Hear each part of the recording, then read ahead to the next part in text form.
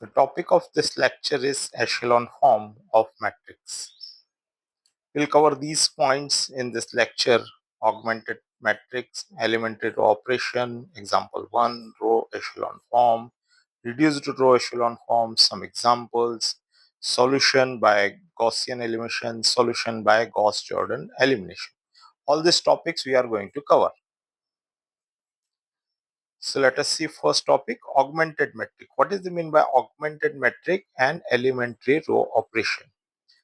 For this system, this is linear system. These are the coefficients a11, a12, a1n. This is equal to b1. Similarly, last one am1, am2, x2, amn, bm. These coefficients, if we write in the form of a matrix with this b1, b2, bm's, then this is called the augmented metric for the system. For this system, this is called augmented metric.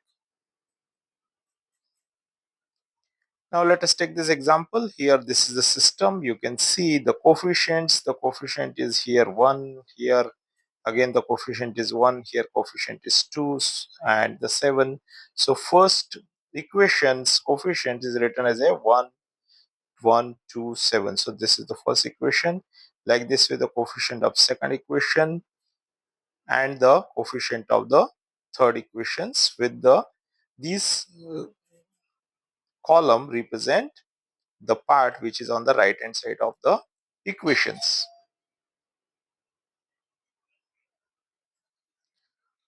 To simplify the system and to get solution, we perform following operations on the augmented metric. These are called the elementary row operations. What are these operations?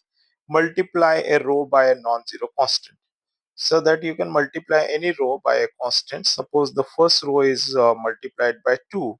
So we'll write 2 times r1, 2r1 will write, and the metric will become, that will be equivalent metric, that will become 2, 2, 4 and 14. So this will become the first row, and all these two rows will remain same as a 2, 1, minus 1, 5, and the third row as it is, that will come. So this will become the equivalent new metric. Similarly, we can interchange any two row, say Ri and Rj we are interchanging. We can write this as a Rij. That is, let us suppose if we interchange row 1 and row 2, so we can write R1 is interchanged with R2 by this notation or by this notation. Let us suppose we change over here. So the first row will become 2, 1, minus 1 and 5. Second row will become 1, 1, 2, 7, and all rows, remaining rows will be as it is. So this, that will the remaining row here, 1, 2, 3, 0. So that will become the equivalent metric in this case if we do this interchange operation of the rows. Or we can multiply a row with a constant and we can add in the another row. Let us suppose we multiply row number 1 with 2 and we add in row number 2. So what will be the resulting metric in this case? So first row will become as it is at present, 1, 1, 2, 7, and in second row we'll have to multiply row number 1 by 2 and we have to add. So it will become 2 into 1, so 2 and 2, that this will become, this into will become 4. This will become 2 into 1, that is 2, and then we'll add over here, so it will become 3. Then 2 into 2 here, it will become 4, and we'll add over here, it will become 3, and 2 into 7 is 14, 14 plus 5, 19. And this row will remain as it is, 1, 2, 3, 0. So this is also equivalent matrix. So we can do all these three operations wherever we are required to do so. This is the first one, this is the second one, and this is the third one. It is called elementary row operations. Now let us see the definition of row echelon form. A matrix which is having the following properties is called in the row echelon form. This is in row echelon form, this is in row echelon form, this is in row echelon form, but this is not in row echelon form. Why? Let us see. The first condition is if a row doesn't consist entirely of zeros, then the first non-zero entry should be, that is called leading entry, it should be 1. So here in the first row, the leading entry 1, second row leading entry 1, third row it is having 0. So no problem. Similarly, same is in this case. Second, if there is any row which consists all zeros, then it should be at the bottom. So only in this case, this in the first metric, we are having the 0 row which we have put in the bottom. So it is in echelon form. Here it does not contain any 0 rows, so no problem at all. And third, if there is a two successive rows that do not contain entirely of 0, that is non-zero rows, the leading entry in the lower row occurs further to the right than the leading entry in the higher row. That is, if this is the first row, it is non-zero row. Here leading entry 1 is coming over here. Then in the next row, which is also non-zero row, the one should come on the right hand side of this. It should not come below this. Same way here also, the one is coming over here, then one is coming over here, and here it is coming further right. Here also you can see this is the leading entry 1 in this row. This is also non-zero row, and the leading entry is coming on the right side of this. And here also this is non-zero row, and the leading entry 1 is coming further right to this. So all these three are in row echelon form. Now why this is not in row echelon form? Because you can see the first condition is okay, that leading entry should be 1. Here also 1, here also 1, here also 1, and there is a no non-zero rows, so there is a no problem. Second condition also satisfied. But what about third? Third says that the leading entry should be 1, then in second row it should be on the right hand side, so it is okay over here. But here the leading entry should be on this place, but it is coming on the left side of this. So because of this entry, 1 is coming over here, it is not in row echelon form. Okay, so these are the example. These three are in row echelon form, 1, 2, and 3, but this is not. You can see the pattern here. You just see the pattern and keep in the mind what type of pattern is coming over here. Now besides this, if in addition to this above 3 property, a matrix has the following property, that is one more property. 3 property it is already having, then one more property it is have, that is each column that consists a leading entry has 0 everywhere else in that column. So the leading entry column should have 0 everywhere. If this also has, then we say matrix is in reduced row echelon form. For example, you can see this is in echelon form, this is in echelon form, this is in echelon form. Why? Because one is coming over here leading entry, right hand side leading entry coming, again right hand side leading entry coming. Here leading entry is 1, again the next row leading entry is coming on the right, leading entry is coming on the right. Here the leading entry is 1 and the next row is 0, so no problem. Now in addition to all this, because this is in echelon form, addition to this, the leading entry 1, in this column all values are 0. Similarly, in this leading entry column all values are 0. Here the leading entry is 1, all values are 0. Here the leading entry is 1, and in this column it is 0. So these are in reduced row echelon form. In place of this, let us take this example as a 1 0 0 3 0 1 2 5 0 0 1 7. Now this is in echelon form. There is no problem. One is coming over here, one is coming over here, and the one is coming over here. But it is not in reduced row echelon form. Why it is so? Because in the third row, the leading entry is 1, but in this column, we are having the non-zero entry 2. Because of this, it is not in reduced row echelon form. It is in echelon form, but not in reduced row echelon form. Now in this example, let us see this example here. In 3 unknown x, y, z, reduced row echelon form of metric is given as an augmented metric, and we have to solve the system. So it is in reduced row echelon form. Augmented metric is this. So how to solve? So let us see. This will write the equation corresponding to the last row, because the equation will come as a x, y, z, and the right hand side of equation. So the corresponding to last row, it will become 0x 0y plus 0z is equal to 1. Now there is a no value of x, y, z for this equation is satisfied, because on the left hand side we are having all 0, on right hand side we are having 1. So this equation is not satisfied. So in this case, there is a no solution. So sometimes the system is in row echelon form or reduced to row echelon form, but it is not having any solution. Now again, also in this case, it is in reduced row echelon form. You can see the all properties are satisfied, reduced row echelon form. Now equation corresponding to last row, it becomes 0x 0y 0z is equal to 0, but this is satisfied. Why? Because left hand side is 0, right hand side is also 0. So we can take any value of xyz, there is a no problem. Now corresponding to these two rows, the first row and second row, this will become x plus this y is this coefficient is 0, so we will not take into consideration.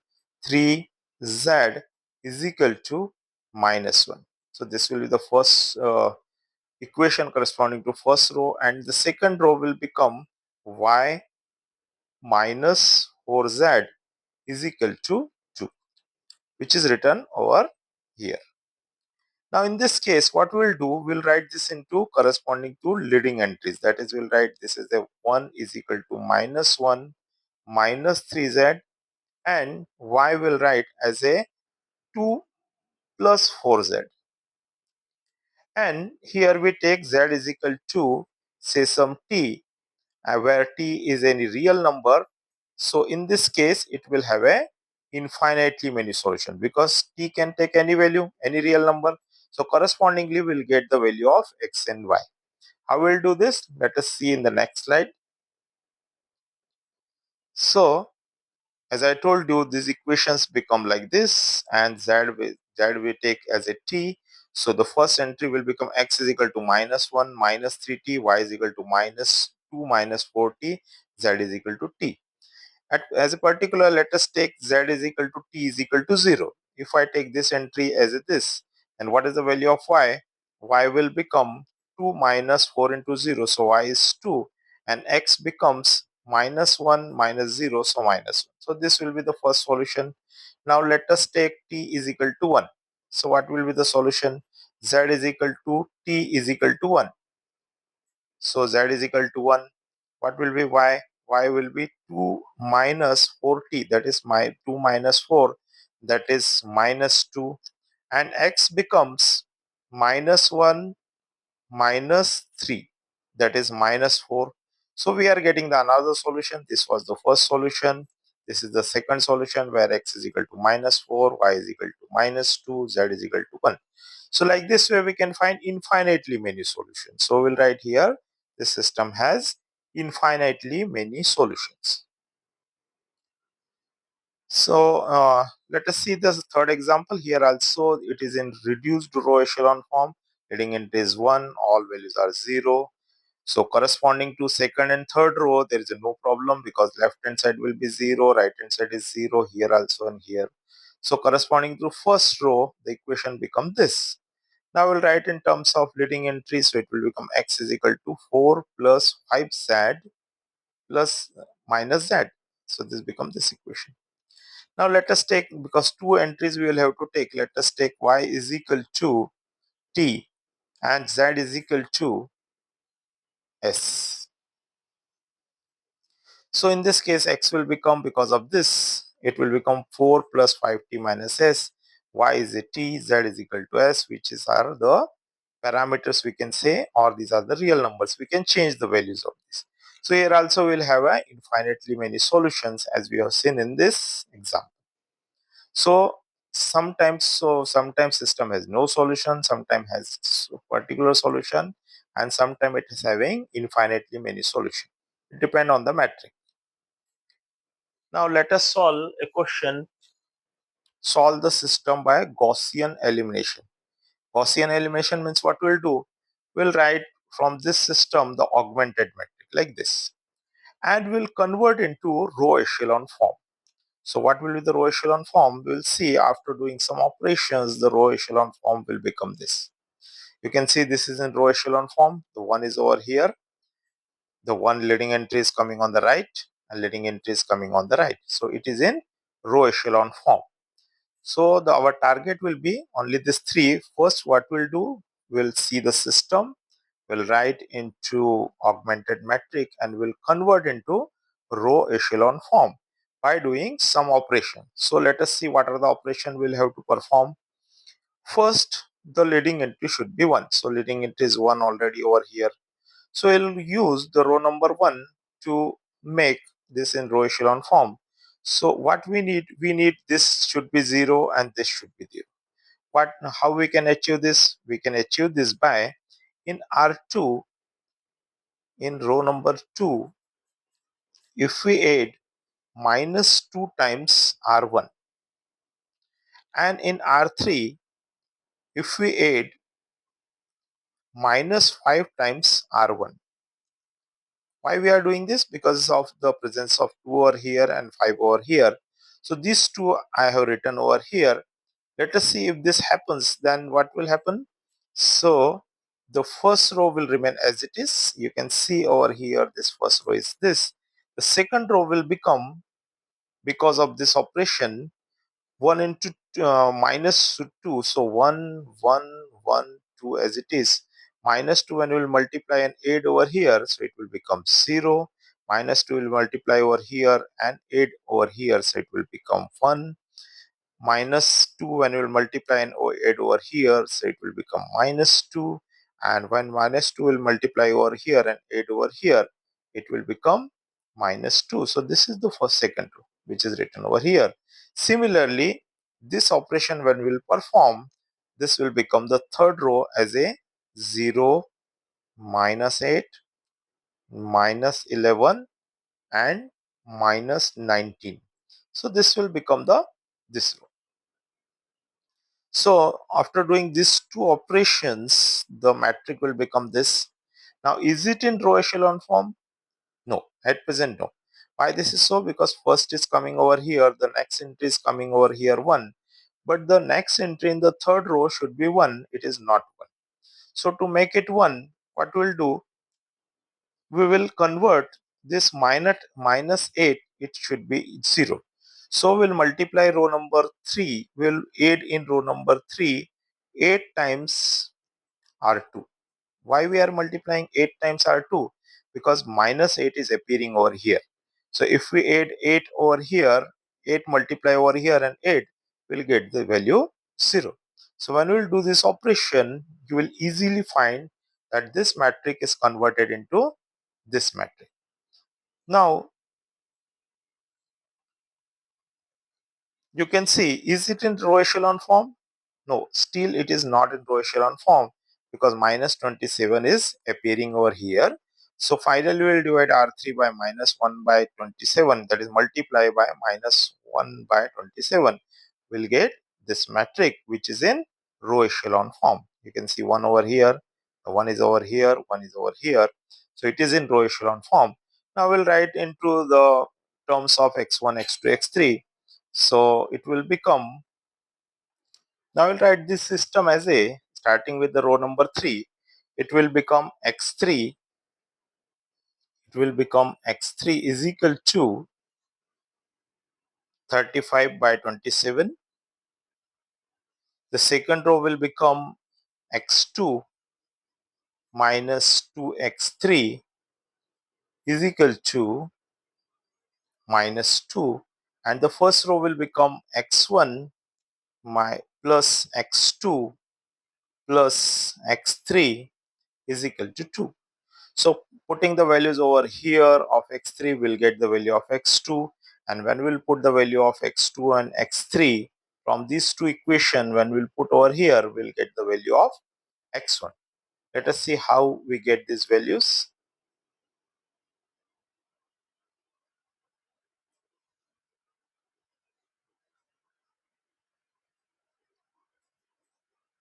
So these are the equations, and when we'll solve, we'll get x3's value of this, x2's value is this, and x1 is this. So by this way we get the solution. Now let us see this last question. Here the system is given and we have to solve it by Gauss-Jordan elimination method. That is, we'll have to convert into reduced row echelon form. So the augmented metric will write from this equation as this, and will apply the elementary row operations. Here the first entry is 3, we need here 1. Now you can see in third row there is a 1, so we can interchange row number 1 and 2. So from this 2, the equation row number 3 become row number 1, and row number 1 become row number 3. So here this goes over here, and this first third row becomes the first row. Now here, just simply as we have done in the last question, we'll do some these operations to make these entries zeros. So we'll get this 0 0, that will be equivalent metric. Now next target will be, that should be 1, but here no 1 is there, so no need to interchange. We'll just simply divide by or multiply by 1 by 3. So we'll get the 1 and this. Now our target will be that we should make it 0. So we'll do this operation and we'll get this metric. Is it in reduced row echelon form? No. At present, no. Why? Because in this leading entry is 1, but here it is not 0. So we'll use the row number second and we'll add in row number 1. So R1, in R1 will add minus 1 times R2. So we'll get this value. Now it is in reduced row echelon form. Now we'll simply write the equations once again. So corresponding the first row, it will become x plus z is equal to 0. Corresponding to second, it will become pi minus z is equal to 0. So from first, we'll write x is equal to z. Second, we'll write y is equal to z. First, it will become minus z. X is equal to minus z. So taking z is equal to t, we'll get x is equal to minus t and y is equal to t. So, and t can take any value, so it will have a infinitely many solutions. You can see over here, we have solved this. So this is the value of x and y, and taking z is equal to t. These are the values. So in this case, there are infinitely many solutions. So thank you very much. You can find the link of this PPT in the description. Thank you.